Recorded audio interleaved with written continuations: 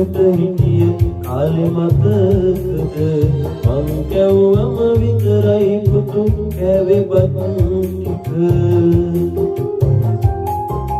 සංකාව වගේ පුතේ ඔයා නොදැක්කම කමට එන්න පුතාගේ සුදු මොන බලන්න අවතික කාලෙකින් මම නියදේවි පුතේ මාව ගිහින් දාන්න එපා වැඩි හිටි නිවසේ උළුම්පුරේ නුඹේ ගෙදර පහළකා